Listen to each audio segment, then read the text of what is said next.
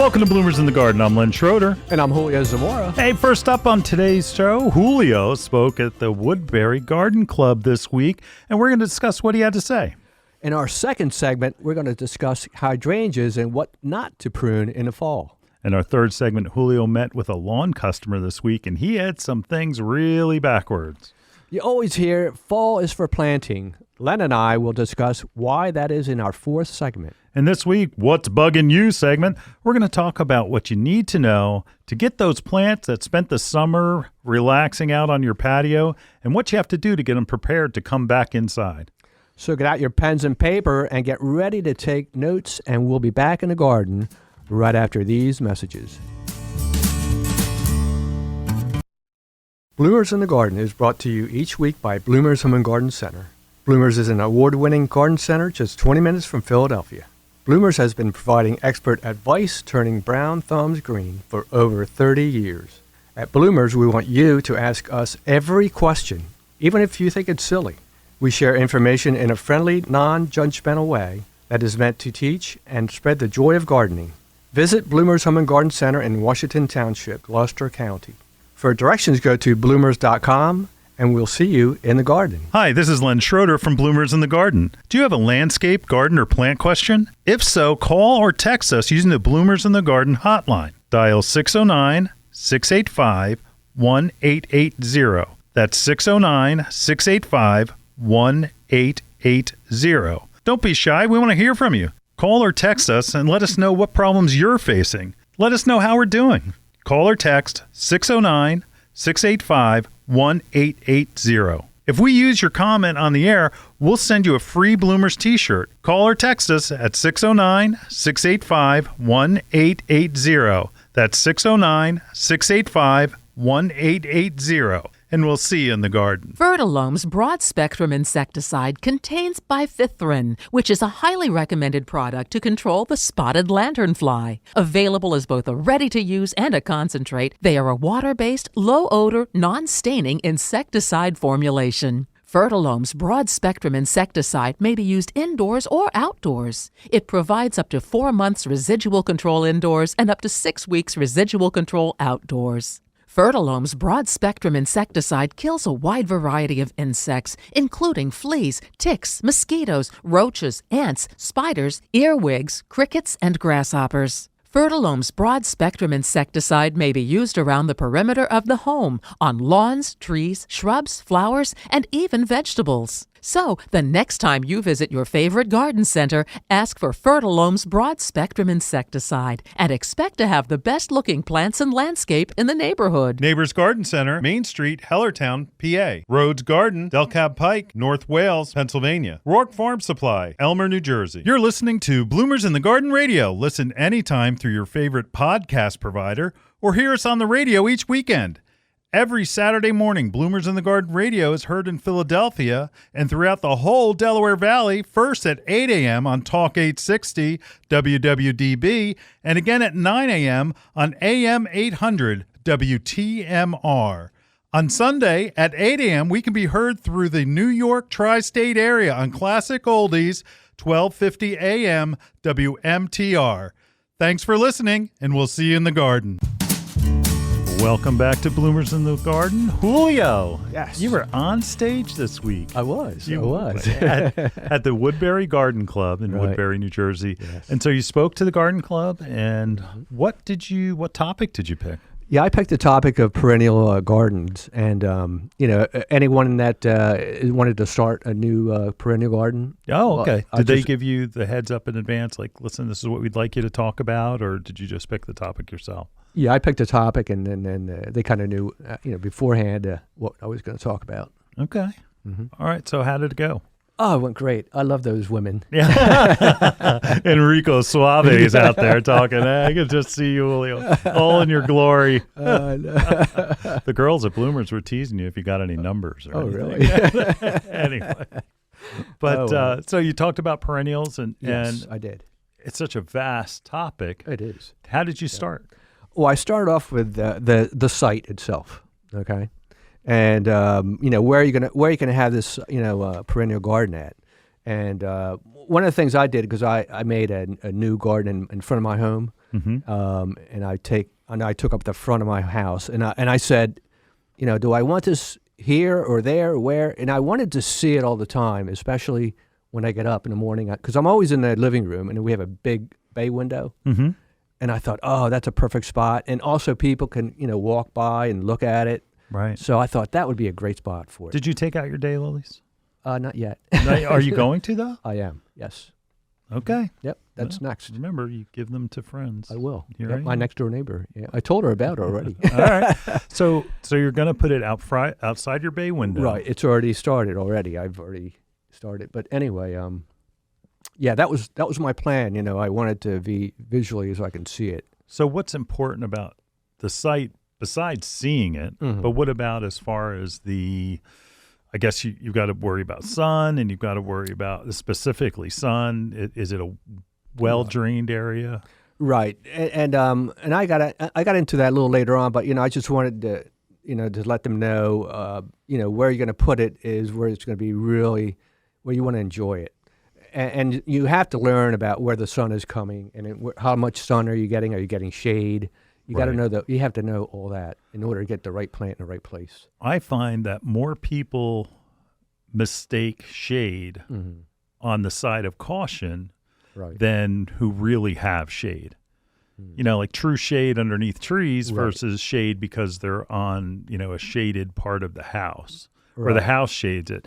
You get reflected sun and things you don't even think about. Yeah. So you really are part sun more than you are true shade. Right. Yeah. And you got to be careful with that one too. Yeah. And then I went to design. That's a tough one.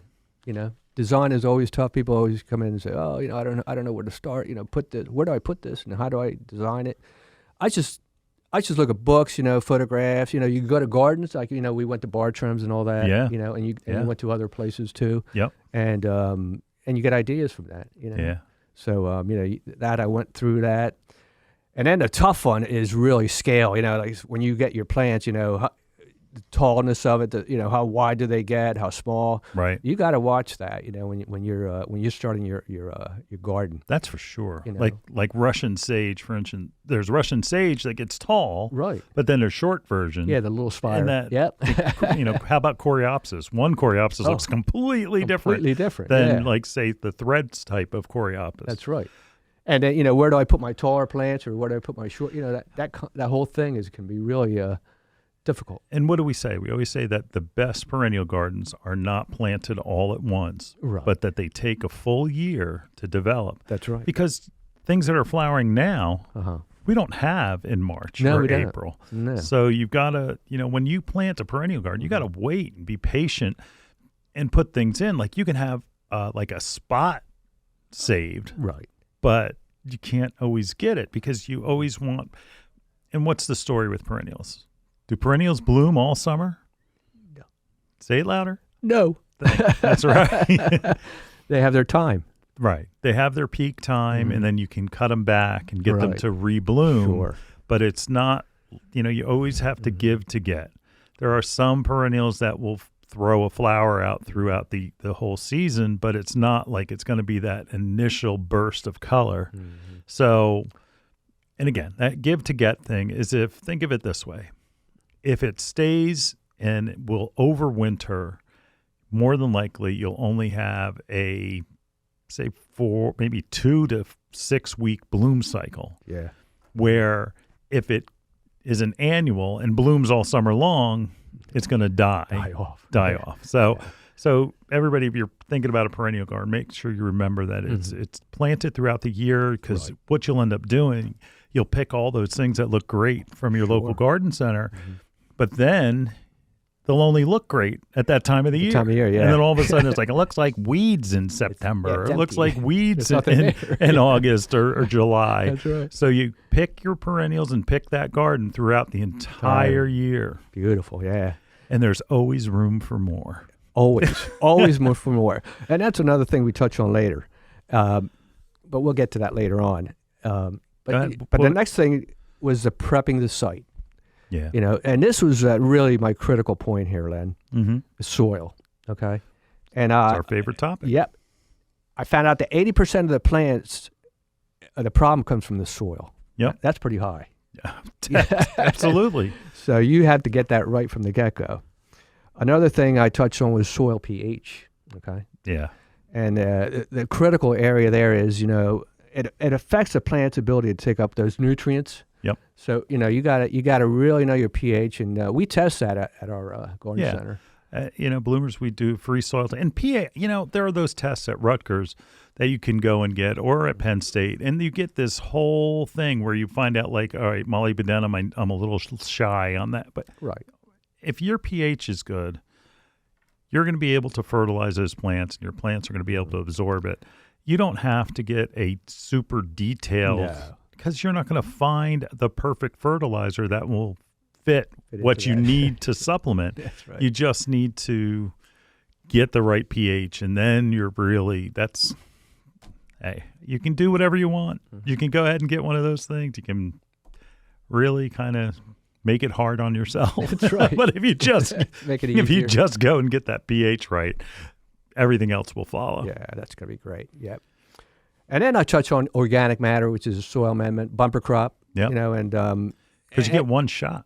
Yeah. You get one shot to prepare that whole garden. Right? That's right. From the beginning, you got to get it right. You know what I'm saying? If not, you're going to struggle. Right. And that you can't get organic matter under plants after they're planted. You got to do it ahead of time.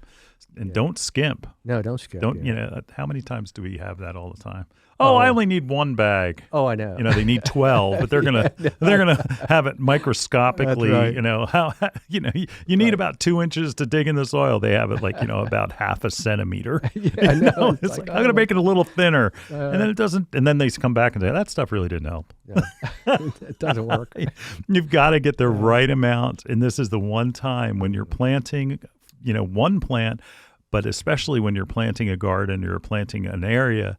Incorporate that. It'll be better for drainage. It'll be better for nutrient capacity. Yep. You're adding that mycorrhiza, which we love so much.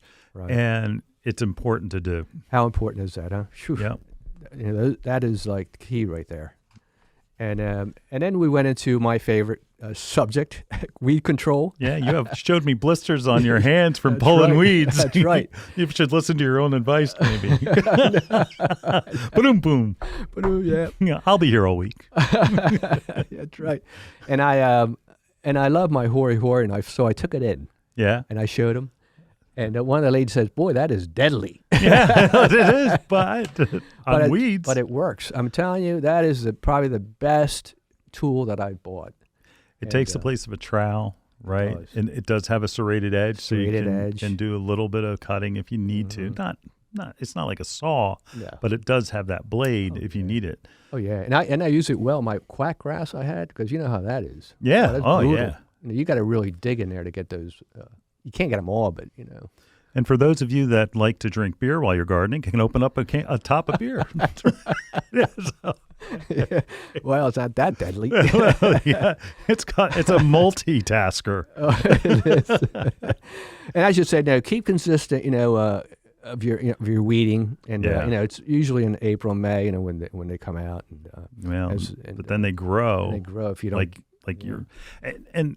This is something that I don't think people understand, that if you keep pulling your weeds and getting the weeds out, all of those seeds that are, dormant in the soil, eventually you exhaust those seeds by pulling out the weeds. Right. And that new seeds that blow in, you're going to get, but it's not going to be nearly as hard to manage than if you haven't, weeded at all. So continually weed, you exhaust the amount of seed that's dormant in that garden. Mm-hmm. Real important. Yep. And like I said to one of the ladies, that's part of gardening. You can't get away from it because it's usually there. Yeah. So there's one thing you can count on. It's weeds. That's right. They multiply. So the next thing I touched on was the perennials themselves, Len. And my favorites, that I love. What is your one favorite perennial? I love Perovskia. Really? Yeah. So I love the color. I love the bluish. Could you repeat that? Perovskia. It's a Russian sage. Thank you. Sorry about that. Yeah. It just keeps going. I mean, it just keeps blooming. It's good still foliage, blooming. gray green foliage. Oh yeah, it's wonderful. Yeah, you can't beat that. And it just keeps going. And another one I love are the Echinacea. And I bought plenty of them. And coneflower. Coneflowers, they just keep going. Even the little seed heads are great for the birds. Yeah. Yeah, for you birders out there, definitely. Wonderful, yeah. And they'll last all winter. All winter they'll look good. And then I talked a little bit about, the early ones that we were talking about, like Helleborus, peonies. Right. And that's an early winter. Hellebores will start blooming in February. I remember our early shows this year. Right. You were telling me how not only did they start in February, but you were telling me close to June that you still had flowers. Still had flowers, yeah. That's pretty amazing. It is pretty amazing. And they're evergreen, right? Somewhat semi. Yeah, they're evergreen. Yeah. The ones I have are evergreen. Yeah, they're wonderful. Some winter winds may beat them up a little bit, but for the most part, they're not like going to all of a sudden disappear into the dirt. Oh yeah.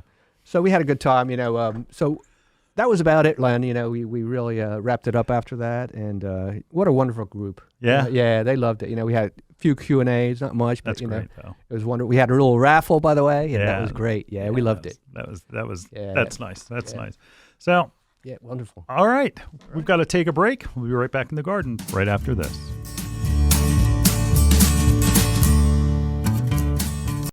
Hi, this is Len Schroeder from Bloomers in the Garden. Do you have a landscape, garden, or plant question? If so, call or text us using the Bloomers in the Garden hotline. Dial 609-685-1880. That's 609-685-1880. Don't be shy. We want to hear from you. Call or text us and let us know what problems you're facing. Let us know how we're doing. Call or text 609-685-1880. If we use your comment on the air, we'll send you a free Bloomers t-shirt. Call or text us at 609-685-1880. That's 609-685-1880. And we'll see you in the garden. Some of our most frequent questions revolve around organic container gardening for houseplants, annuals, and of course, vegetables. Coast of Maine's Bar Harbor Blend organic potting soil is a lightweight soil mixture made with salmon, blueberry, lobster, and other composts, as well as calcium and chitin-rich lobster shells, sphagnum peat, perlite, and kelp meal.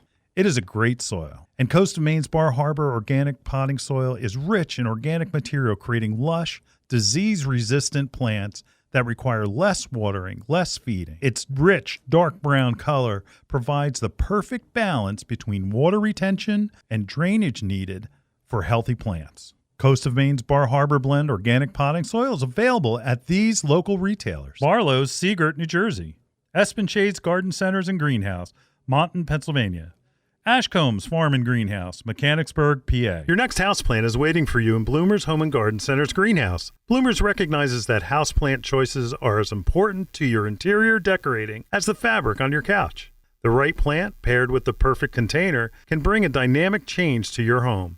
A houseplant brings life to your world and connects your home's interior to the greater outdoors. Even a small succulent placed on your coffee table has a way of connecting your living room to the Amazon rainforest. How about an air plant in your kitchen? Looking for an indoor flowering plant to add color to your plant palette? Bloomers has a large revolving assortment of flowering beauties. From aglaonemas to ZZ plants, Bloomers Greenhouse is stocked with your next favorite indoor plant. Bloomers carries a large selection of pottery and containers to match your home's decor and make any of your plants more beautiful. Bloomers experts can help you care for your plants and have the fertilizer, insecticides, leaf shine, and specialty soils you need to grow healthy and happy indoor plants. Visit Bloomers Home and Garden Center's greenhouse and make every room in your home a living room. Visit bloomers.com for more information. That's bloomers.com, and we'll see you in the garden. You're listening to Bloomers in the Garden Radio. Listen anytime through your favorite podcast provider or hear us on the radio each weekend. Every Saturday morning, Bloomers in the Garden Radio is heard in Philadelphia and throughout the whole Delaware Valley, first at 8 a.m. on Talk 860 WWDB, and again at 9 a.m. on AM 800 WTMR. On Sunday at 8 a.m., we can be heard through the New York tri-state area on Classic Oldies, 1250 a.m. WMTR. Thanks for listening, and we'll see you in the garden. Welcome back to Bloomers in the Garden. Hey, Len, this time of year in the fall, we get hydrangea questions about, when to prune and when not to prune. And right. And there's a bunch of plants, too. Like you see, I swear landscapers fill their time just shearing plants in the fall because they don't have, billable hours for stuff. So, because technically some of those things should be pruned either in the spring or another time. So let's start with hydrangeas. Right. What, every 2 weeks I think we talk about hydrangeas? Yeah. So there are two types of hydrangeas. Think of it this way, that they're spring flowering that will flower on their old growth, and there's those that will flower on their new growth.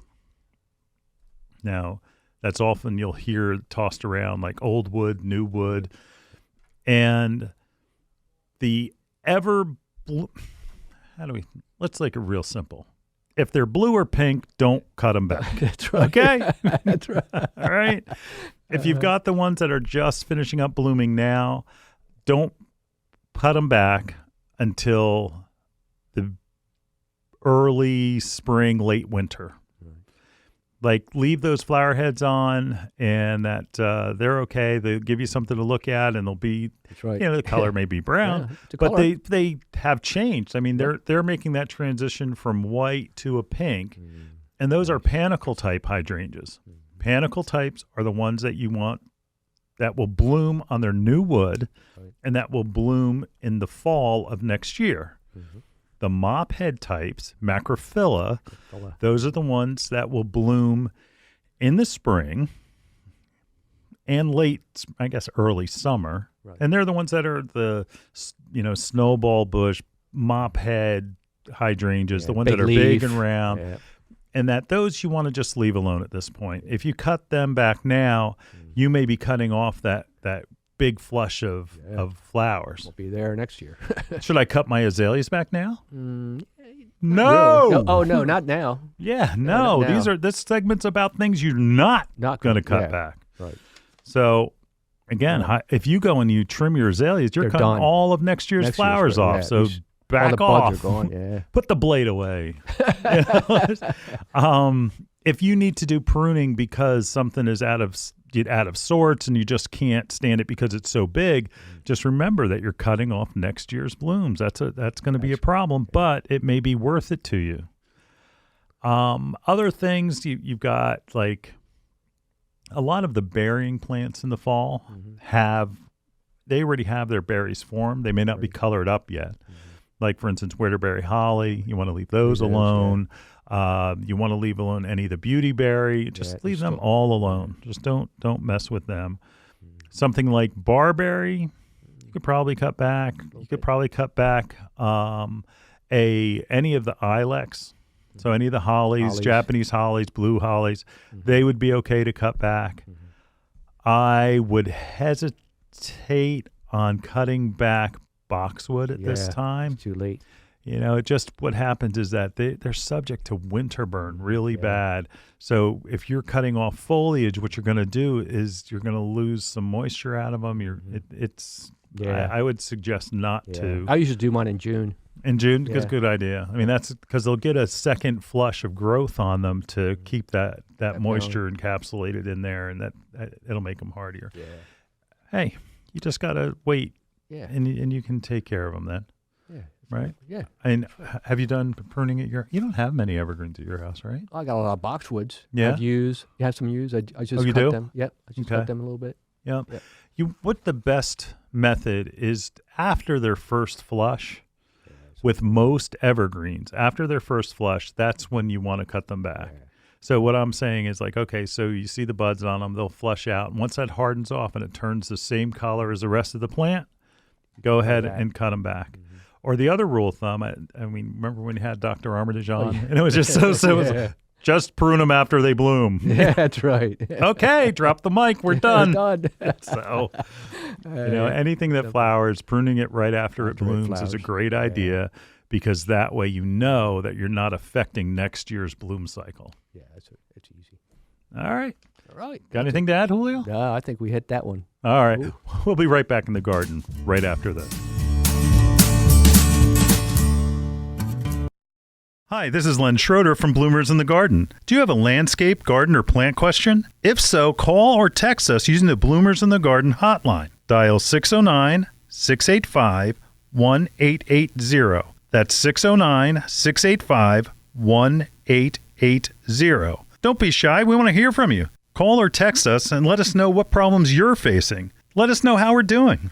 Call or text 609-685-1880. If we use your comment on the air, we'll send you a free Bloomers t-shirt. Call or text us at 609-685-1880. That's 609-685-1880. And we'll see you in the garden. Fertilome's broad-spectrum insecticide contains bifithrin, which is a highly recommended product to control the spotted lanternfly. Available as both a ready-to-use and a concentrate, they are a water-based, low-odor, non-staining insecticide formulation. Fertilome's broad-spectrum insecticide may be used indoors or outdoors. It provides up to 4 months residual control indoors and up to 6 weeks residual control outdoors. Fertilome's broad-spectrum insecticide kills a wide variety of insects, including fleas, ticks, mosquitoes, roaches, ants, spiders, earwigs, crickets, and grasshoppers. Fertilome's broad-spectrum insecticide may be used around the perimeter of the home, on lawns, trees, shrubs, flowers, and even vegetables. So, the next time you visit your favorite garden center,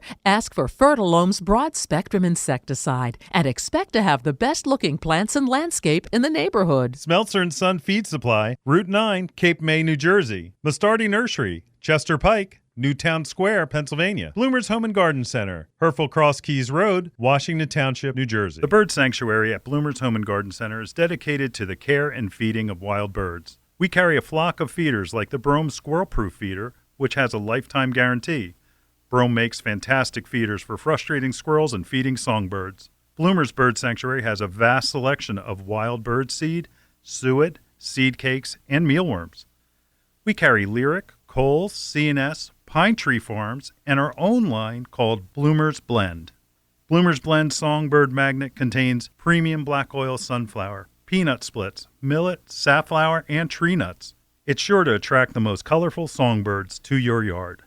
Bloomers Home and Garden Center is located in Washington Township in Gloucester County, New Jersey. Visit us online at www.bloomers.com. When you come in, ask for Shirley Spurbeck, Bloomers Wild Bird Specialist. Mention you heard it on Bloomers in the Garden Radio, and we'll give you $10 off a 20-pound bag of Bloomers Blend Songbird Magnet Mix. You're listening to Bloomers in the Garden Radio. Listen anytime through your favorite podcast provider or hear us on the radio each weekend. Every Saturday morning, Bloomers in the Garden Radio is heard in Philadelphia and throughout the whole Delaware Valley, first at 8 a.m. on Talk 860 WWDB and again at 9 a.m. on AM 800 WTMR. On Sunday at 8 a.m., we can be heard through the New York tri-state area on Classic Oldies 1250 AM WMTR. Thanks for listening, and we'll see you in the garden. Welcome back to Bloomers in the Garden. This is Len with Julio. Right here. Julio, you had a customer come into the store that had some wild ideas about his lawn. Oh, boy. He was way off. And I felt if sorry you're for him. listening out there, we're just going to abuse you, okay? Sorry. Had some things really backwards, right? No, really. Poor guy. I felt sorry for him. Well, the first thing, he said he watered his lawn twice a day. What? Yeah. Unbelievable. He said he had, planted fescue every year. Yeah. For 3 years. And it all dies out. Every year. It wasn't dying out from drought, obviously. No. It was disease. It had to have been. Yeah. All right, I'm getting ahead of myself. Tell me all about the conversation. Well, he came in and he was grabbing some sphagnum peat moss, and then I asked him, "What are you doing?" And you putting that in your garden? He said, "No, it's my lawn." I said, "Okay." So I walked in and I asked him a question. I said, "What kind of seed do you use?" And he said, "Just tall fescue." And he told me his problems. He said, "Oh, he's getting brown in the summer every year. It gets brown in the summer." And I said, "Oh man, I want to show this seed that we use." Right. And I went over every percentage that we have in the different seed types. Yeah. What Julio's getting at is we have a seed blend that we talk to Rutgers about what is the best blend for our, like for instance, our listening area. Right. And it's a mixture of rye, tall fescue, and a little bit of bluegrass. And they each have their own reason. One rye germinates real fast, gives you something to take care of while you're waiting for 2 weeks for the fescue to come. Fescue will tolerate drought conditions, will also give you a fine blade, good color. But bluegrass is the key, where bluegrass will knit into the soil and stop you from being able to like kick out a divot. Like, you ever see golfers on TV and they swing that club and all of a sudden a bunch of grass goes flying? Right. That's obviously not bluegrass because you couldn't do that, and it will knit right back if you did. So he says he's using all fescue, and you mentioned it. Oh, well, that just clumps. Yeah, it's clumps. And tall fescue is good. Yeah, it's not bad, Yeah. but it's the watering. Oh, God. He said he watered every 2 times a day. Yeah, We can get people to yeah. water 2 times a week. Yeah, in the morning and in the evening. 25 minutes each time. That's ridiculous. Yeah.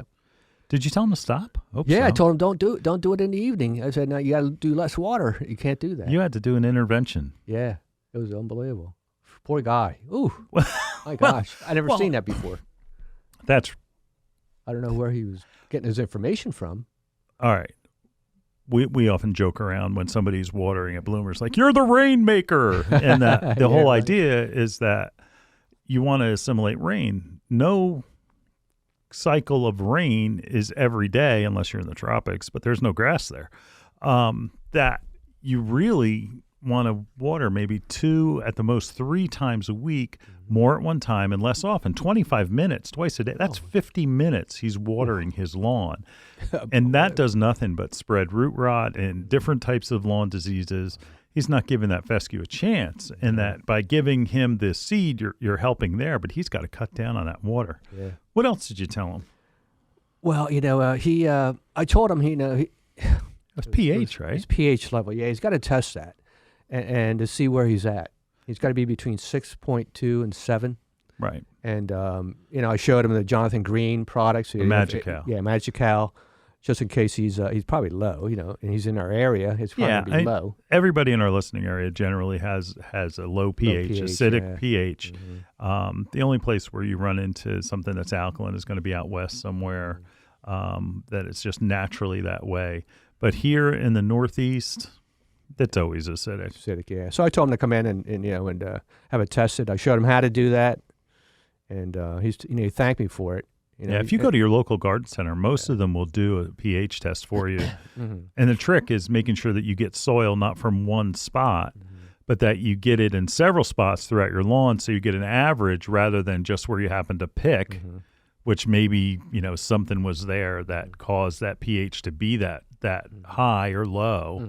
So if you put it in, say, 3, 4, 5 different sections, and you don't have to bring a gallon bag of soil, you only need a small baggie of soil, and that will then you put them all together and we'll mix them. Whatever you do, don't bring a baggie of each area, and because the person, if they have any smarts at all gardening, they're going to just pour it all together and mix it around. So you're not going to find out that area 1 was a 6, area 2 was a 7. So that's an average of 6.5, those of you that are good in math.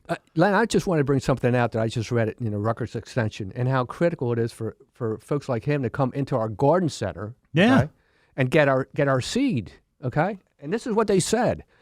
They said, use of turfgrass species or varieties that is not adapted to your site conditions will result in a weak, thin, and unattractive turf that is a subject to soil erosion and weed encroachment, pests, and environmental stress.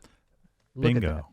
You hit the nail on the head, because the issue is a insect will invade a weak lawn, and that they'll identify that, and that your infestation, if you have a real thick lawn, that generally your lawn can withstand minor insect or disease problems. But if it's struggling, it's going to wipe out your entire lawn. Yep. You gave him good advice. Yeah. So he did he follow what you were telling him, or was he like, no, I don't need that? No, he's going to come back and get his soil pH tested. Good. And I gave him the booklet on Jonathan Green and get that started. Right. Because he only put down one fertilizer during the whole time. but he waters twice a day, but only put fertilizer down once. Well, that's it. Generally, you need 4 applications At of least. fertilizer. Yeah. Mm-hmm. You know, it is, again, you could probably get away with less, but honestly, 4 applications of fertilizer on your lawn, it needs more nitrogen than anything else. And the fertilizers that are available today are different from what they were, even 5 years ago. That you want to do a slow release, and that you're going to start early with crabgrass and fertilizer. And then later on, but like this time of the year, when you're seeding, you're going to use a fall fertilizer, which is naturally good for building roots and therefore helping seed to grow. Yeah, wonderful. All right. Yep. Good advice. All righty. All right, we'll be back in the garden right after this.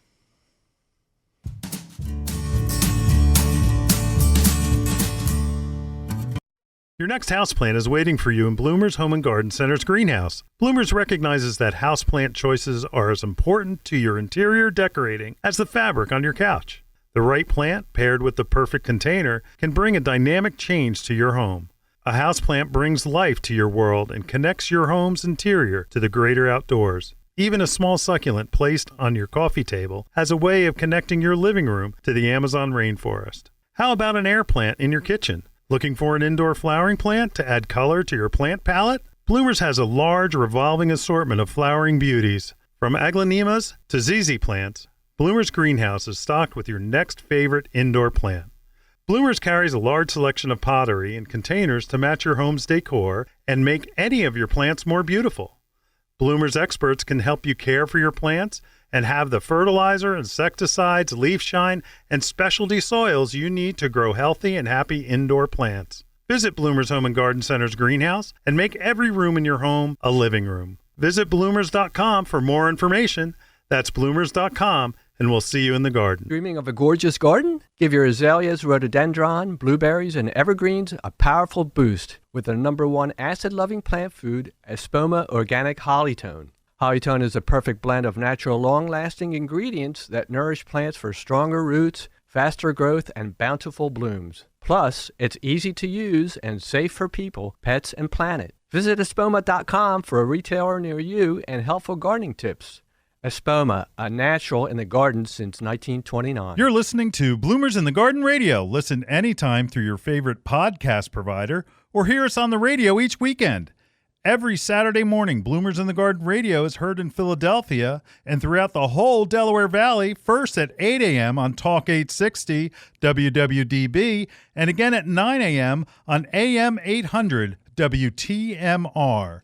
On Sunday at 8 a.m., we can be heard through the New York tri-state area on Classic Oldies, 1250 a.m. WMTR.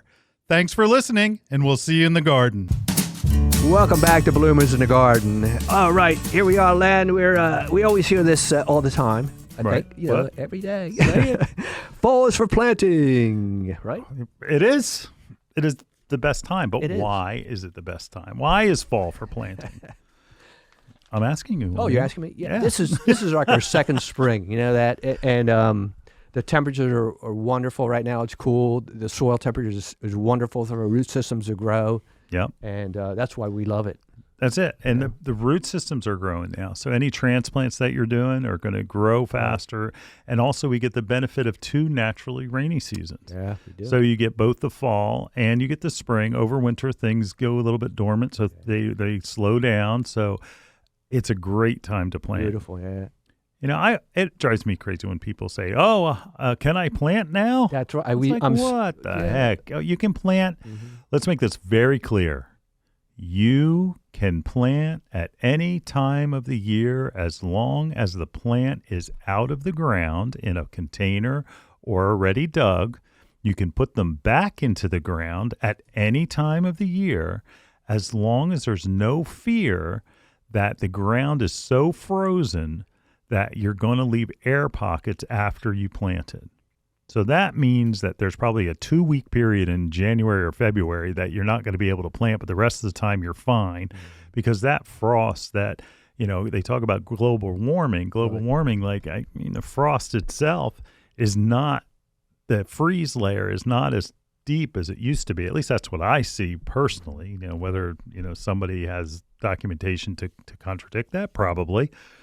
But you can pretty much plant any time of the year. You just can't backfill with chunks of ice because that will go and when it thaws, it restricts and it leaves air pockets, and your plant needs to have the soil all around it. But you can plant at any time of the year, and like Julio said, the fall is so good, soil temperatures, and that the root systems naturally grow this time of the year. Beautiful. It is. Like, there are things that you can only plant in the fall too. Like, we're in a couple of weeks, we're going to have our bulb supplier in from Netherland Bulbs. Yep, William's going to be with us as a guest for the entire show. So if you're listening now, make sure you tune in. Yeah, you got to hear that. Right, December 9th. Not December 9th. What's wrong with me? I didn't get enough sleep last night. I don't think so. I don't think so either. No, October 9th. There you go. I am thinking about Christmas. Yeah, you are. October 9th, we're going to have a special guest we're going to talk all about spring and even summer flowering bulbs. Oh, boy, that's exciting. Isn't it? Yeah. Oh, I can't wait. Yeah. So tulips and daffodils, and everybody comes in now. They'll come in spring when they see the tulips around bloomers and say, "Do you have those?" It's like, well, you should have planted them. It's you know, about October That's right. sometime. Yep.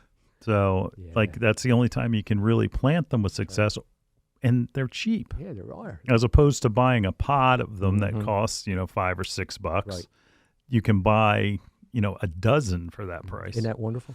It And is. you get flowers like in even sometimes in February with the crocus is coming up. Oh my goodness! Yeah, like crocus and Snowdrops. Snowdrops. I Oh, love my God. snowdrops. You like them? I do. Oh, I that's do. wonderful. I have some snowdrops and Oh, yeah. grape hyacinths and regular hyacinths for fragrance. Yeah. But we're getting off track.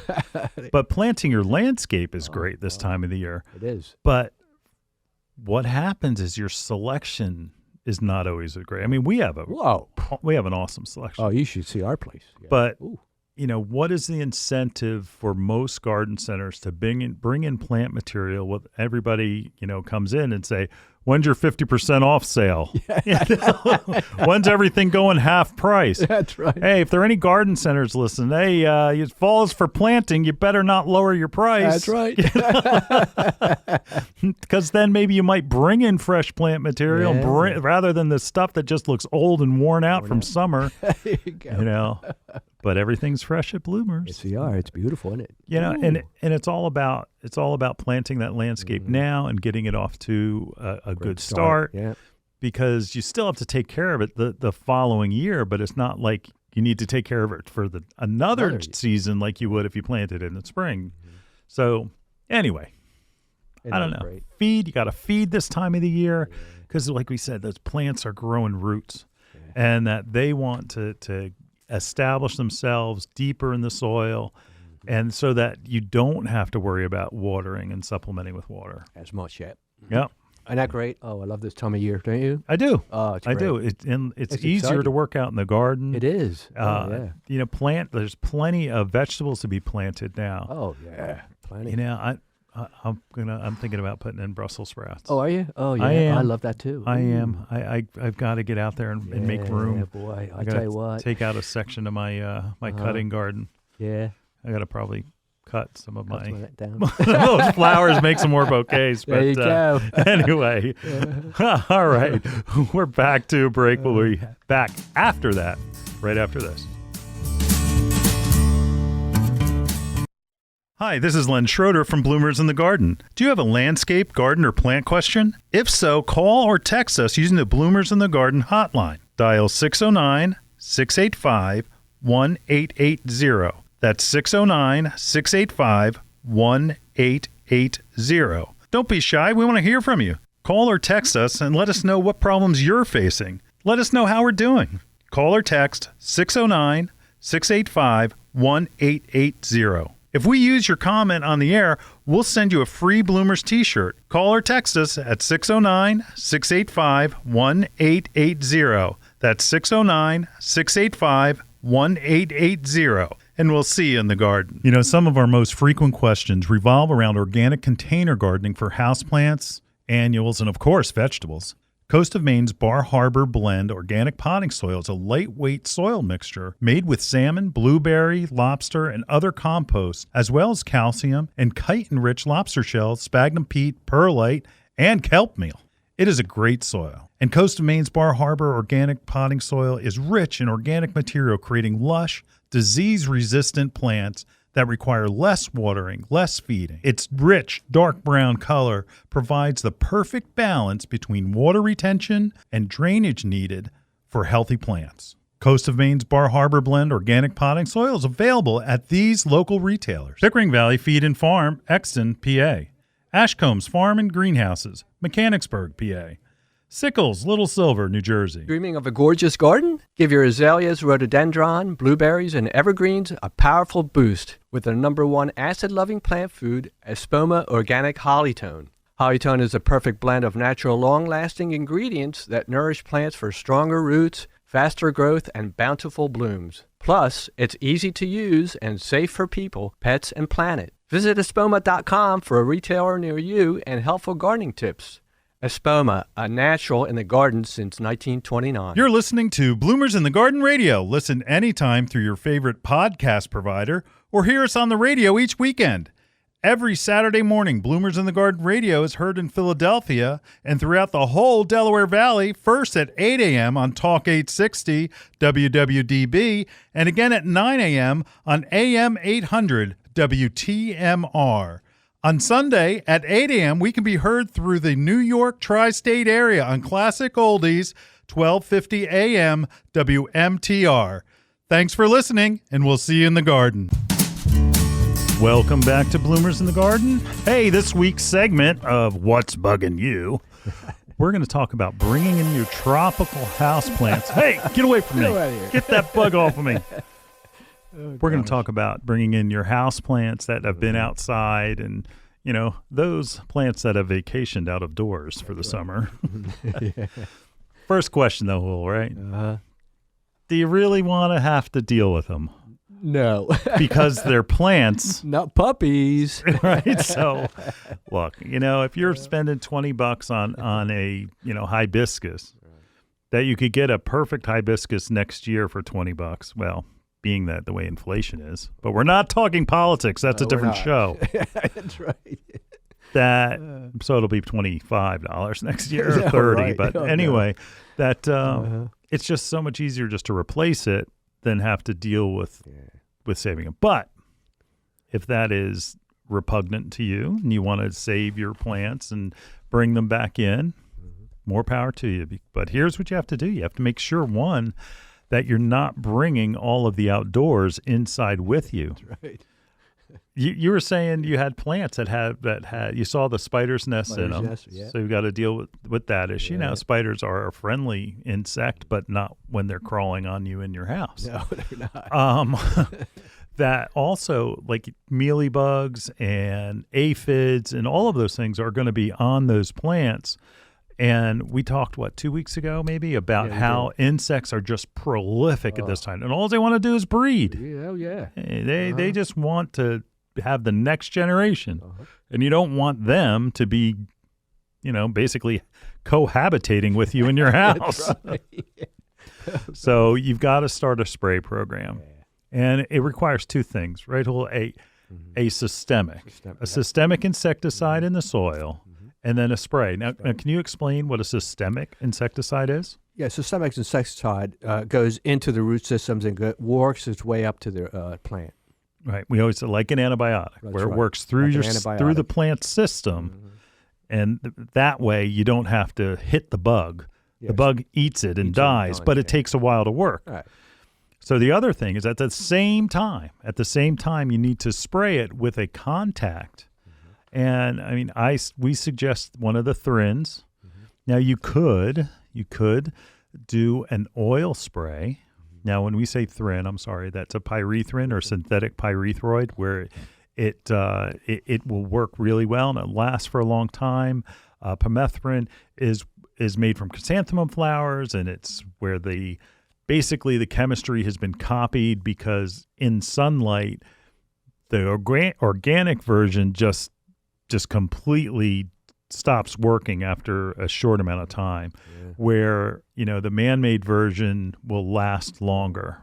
And that anything where you see a thrin on the end of the active ingredient, that's a synthetic pyrethroid. And that's what that's what I use. 8, for instance, is a good one from Bonide. But you could also use Spinosad. And VPG has Fertilome, where it has a combination of products, in it. And I like that, that triple action. Triple action, yeah, that's a good one. Look for triple action from Fertilome. Ask your local gardener. I want Fertilome triple action. And spray your houseplants with that, because that has a dual way of controlling. It's neem oil, but it's also pyrethroid. That's good. Very cool. And it's a true pyrethrin, so it is organic. But the way that it's encapsulated, it may not necessarily read organic on the label. Right. But technically, the active ingredients, but it's the way that they're formulated isn't. So whatever. You don't need to know that. That's right. Spinosad is another one. Spinosad.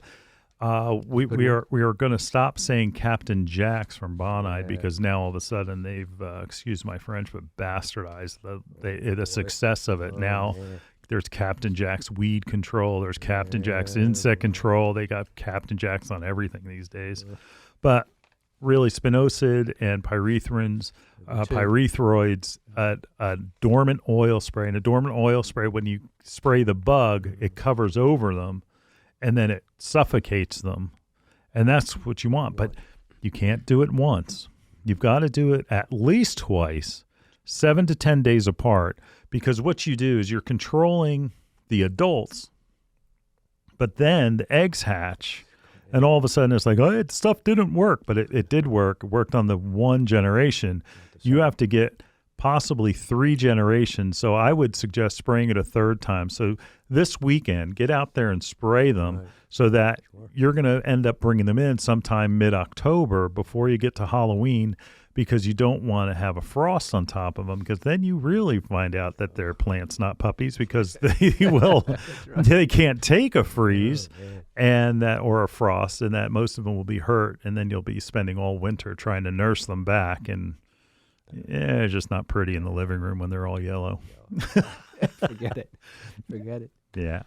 Will you lose some leaves when you bring them in the house, Julio? Sure. There's a different, aspect of the, humidity levels. Humidity, yeah. And especially going into winter when our heat is on, the humidity level drops. Yeah, we always talk about, remember in the wintertime how you get those weird bloody noses from nowhere. And it's because the humidity just gets sucked up. And same thing happens to your plants. Oh, brother. Anyway, but where also it's the amount of sunlight. Now, all of a sudden they're in the home environment. The amount of light gets reduced. So now it's going to happen where they're going to drop some leaves. Like even if you have something like a ficus tree and you bring that inside, expect it to look really thin, because it's adapting to its new home back inside. Right, totally different. And maybe they do it because they're just pissed off that you left them outside all summer. Sure, I'll show you. That's right. I'm dropping all my leaves. Yeah, how do you like that? Yeah. No, it's basically because the sun is just not enough. So, and that the light level. It just happens. Yeah. It just happens, and that they'll adapt, and then all of a sudden they'll push out some new growth. Yeah. You don't want to feed really, but you do want to repot them into a bigger pot. Be easier for you to take care of in the wintertime for watering purposes, because if you just bring them inside, they're probably pot bound at this point. So you want to give them in about 2 inches on each side of the pot, larger. Get new pots. Yep, so get some new pots, and pots are probably on sale. Yes, they are. 40% off now at Bloomer's Home and Garden Center. Oh, boy. Anyway. All right. If you've got any questions about anything we talked about today, please call the hotline. Yes. That's 609-685-1880. We'd love to answer questions. Yeah, and don't be shy. Right. If you're on the show, you get a T-shirt. That's right. All right. We'll be right back right after this. Hi, this is Len Schroeder from Bloomers in the Garden. Do you have a landscape, garden, or plant question? If so, call or text us using the Bloomers in the Garden hotline. Dial 609-685-1880. That's 609-685-1880. Don't be shy. We want to hear from you. Call or text us and let us know what problems you're facing. Let us know how we're doing. Call or text 609-685-1880. If we use your comment on the air, we'll send you a free Bloomers t-shirt. Call or text us at 609-685-1880. That's 609-685-1880. And we'll see you in the garden. The Bird Sanctuary at Bloomers Home and Garden Center is dedicated to the care and feeding of wild birds. We carry a flock of feeders like the Brome Squirrel-Proof Feeder, which has a lifetime guarantee. Brome makes fantastic feeders for frustrating squirrels and feeding songbirds. Bloomers Bird Sanctuary has a vast selection of wild bird seed, suet, seed cakes, and mealworms. We carry Lyric, Coles, C&S, Pine Tree Farms, and our own line called Bloomers Blend. Bloomers Blend Songbird Magnet contains premium black oil sunflower, peanut splits, millet, safflower, and tree nuts. It's sure to attract the most colorful songbirds to your yard. Bloomers Home and Garden Center is located in Washington Township in Gloucester County, New Jersey. Visit us online at www.bloomers.com. When you come in, ask for Shirley Spurbeck, Bloomers Wild Bird Specialist. Mention you heard it on Bloomers in the Garden Radio, and we'll give you $10 off a 20-pound bag of Bloomers Blend Songbird Magnet Mix. Bloomers in the Garden is brought to you each week by Bloomers Home and Garden Center. Bloomers is an award-winning garden center just 20 minutes from Philadelphia. Bloomers has been providing expert advice turning brown thumbs green for over 30 years. At Bloomers, we want you to ask us every question, even if you think it's silly. We share information in a friendly, non-judgmental way that is meant to teach and spread the joy of gardening. Visit Bloomers Home and Garden Center in Washington Township, Gloucester County. For directions, go to bloomers.com, and we'll see you in the garden. You're listening to Bloomers in the Garden Radio. Listen anytime through your favorite podcast provider or hear us on the radio each weekend. Every Saturday morning, Bloomers in the Garden Radio is heard in Philadelphia and throughout the whole Delaware Valley, first at 8 a.m. on Talk 860 WWDB and again at 9 a.m. on AM 800 WTMR. On Sunday at 8 a.m., we can be heard through the New York tri-state area on Classic Oldies, 1250 a.m. WMTR. Thanks for listening, and we'll see you in the garden. See me and Julio down by the school. Well, here we are, schooled again. Oh, I'll tell you. House Wow. plants, and look at you, Mr. Professor, up in front of the garden, in front of the garden club. I love that. They're great. Hey, if you like today's show, please tell your friends and neighbors, and tell your local garden center because they are our brothers in arms. And join us next week right here in the garden at the same time. So we'll see you in the garden. See you in the garden.